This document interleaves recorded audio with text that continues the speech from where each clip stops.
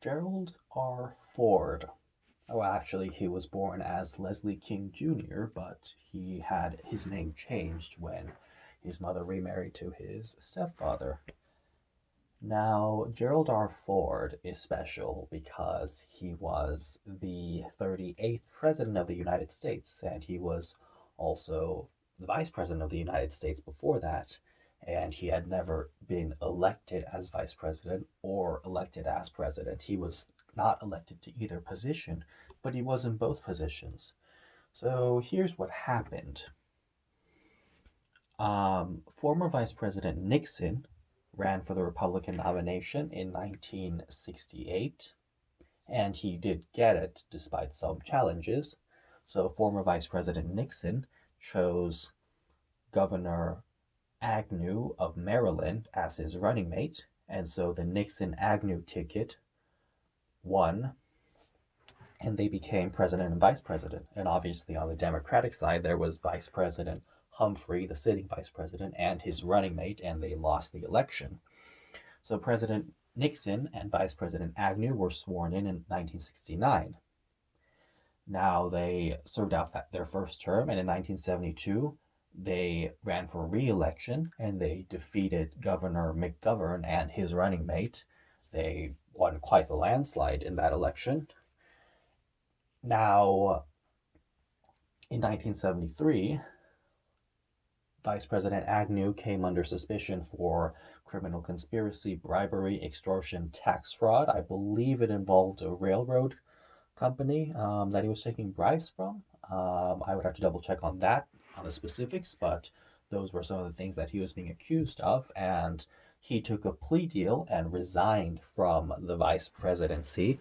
So, with the resignation of Vice President Agnew, and also Vice President Agnew was the second vice president in history to resign, the first being John C. Calhoun. Now, upon the resignation of Vice President Agnew, obviously the vice president seat is empty. So we have President Nixon, no vice president, and then the Speaker of the House, Carl Albert, who was a Democrat because the Democrats had control of the House of Representatives. And so President Nixon decided to appoint a new vice president. So, since the Democrats had the majority in the House of Representatives, the Republicans had the minority. The leader of the Republicans in the House of Representatives, the House Republican Minority Leader, Gerald R. Ford, representative from Michigan, was there.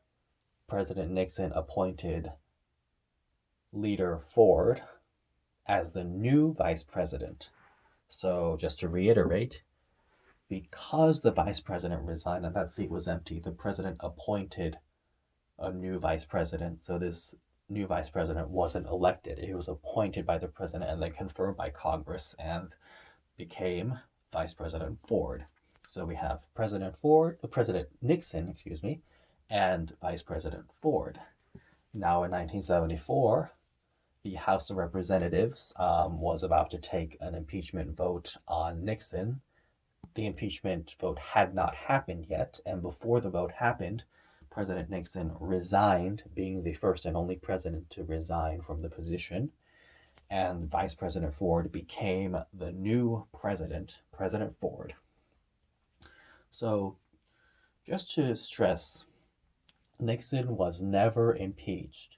He resigned before the impeachment vote even happened. So yeah, Ford became the new president despite never having been elected to vice president or president. And then Ford pardoned Nixon 1 month later, which had some pushback, and there was that. And then in 1976, Gerald Ford ran for the Republican nomination, and Ronald Reagan, the governor of California, also ran for the nomination, and Gerald Ford did manage to win the nomination. And by the way, this was Ronald Reagan's second time running for president. And yeah, but Gerald Ford did win the nomination, and he chose Robert Dole as his running mate. So there was the Ford Dole Republican ticket in 1976. And on the Democratic side, They had Governor Carter of the state of Georgia. He won the nomination, and then he chose Senator Mondale from the state of Minnesota as his running mate. So there was the Ford Dole ticket on the Republican side, Carter Mondale ticket on the Democratic side, and the Carter Mondale ticket won the election. And so they became President Carter and Vice President Mondale. So Gerald Ford, the man who was born as Leslie King Jr. and then became Gerald Ford, but Gerald Ford was never elected to be vice president, only appointed, and never elected to be president, only ascended to that role because the president resigned. So, and he lost the election that he ran in. So, that is the story behind that. That is what happened.